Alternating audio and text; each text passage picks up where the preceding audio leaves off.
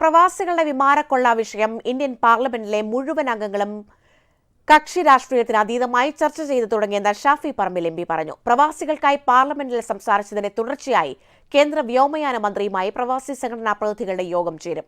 Vadakara parliament മണ്ഡലത്തിൽ നിന്നും ചരിത്ര വിജയം നേടിയ ഷാഫി പറമ്പിലിന് ഷാർജയിൽ നൽകിയ വൻ സ്വീകരണത്തിന് നന്ദി പറയുകയായിരുന്നു അദ്ദേഹം.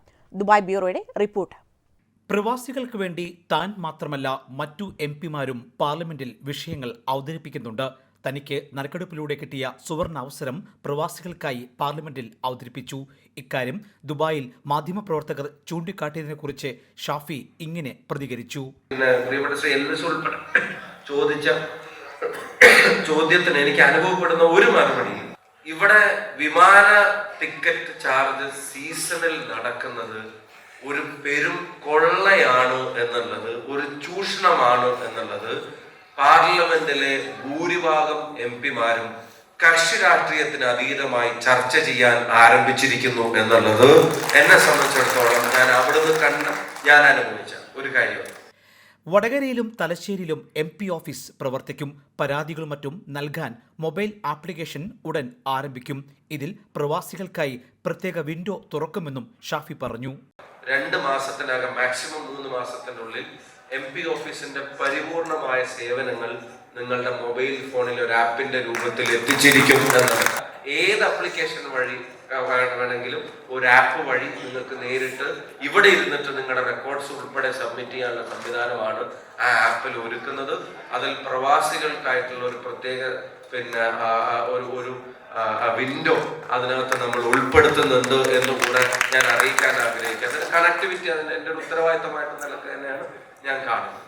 ഇപ്പോഴത്തെ പാർലമെന്റിലെ പ്രധാന ആകർഷണം പ്രതിപക്ഷ നേതാവ് രാഹുൽ ഗാന്ധിയാണ്. 4 പ്രധാന വിഷയങ്ങളിൽ മോദി സർക്കാർ യു-ടേൺ എടുത്തു കഴിഞ്ഞു. ഇത് ശുഭകരമായ പ്രതീക്ഷയാണെന്നും ഷാഫി കൂട്ടിച്ചേർത്തു.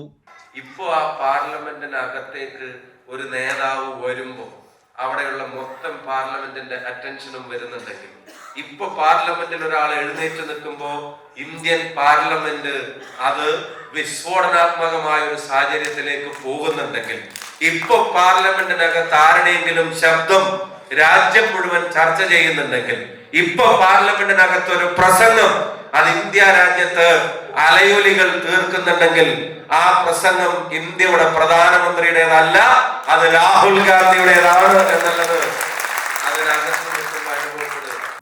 ഷാർജ ഇന്ത്യൻ അസോസിയേഷൻ ഹാളിൽ നടന്ന ചടങ്ങിൽ നൂറുകണക്കിന് പേർ സംബന്ധിച്ചു. അസോസിയേഷൻ പ്രസിഡന്റ് നിസാർ തളങ്കര യോഗം ഉദ്ഘാടനം ചെയ്തു. KMCC Sharjah Kozhikode president PK Abbas അധ്യക്ഷത വഹിച്ചു. മുൻ MLA Parakkal Abdulla, Kozhikode DCC president advocate K Praveenkumar, KPCC നേതാക്കളായ N സുബ്രഹ്മണ്യം, കാറ്റാനം ഷാജി, വിവിധ സംഘടനകളെ പ്രതിനിധീകരിച്ച് സുനിൽ അസീസ്, ഹാഷിം മുന്നേരി, AP പ്രജിത്ത് എന്നിവർ സംസാരിച്ചു. വിജയ് തോട്ടത്തിൽ സ്വാഗതവും ജലീൽ മഷ്ഹൂർ തങ്ങൾ നന്ദിയും പറഞ്ഞു. പതിവ് പോലെ ഷാഫിക്കൊപ്പം സെൽഫി എടുക്കാനുള്ള തിക്കും തിരക്കും ഇത്തവണയും ഉണ്ടായി.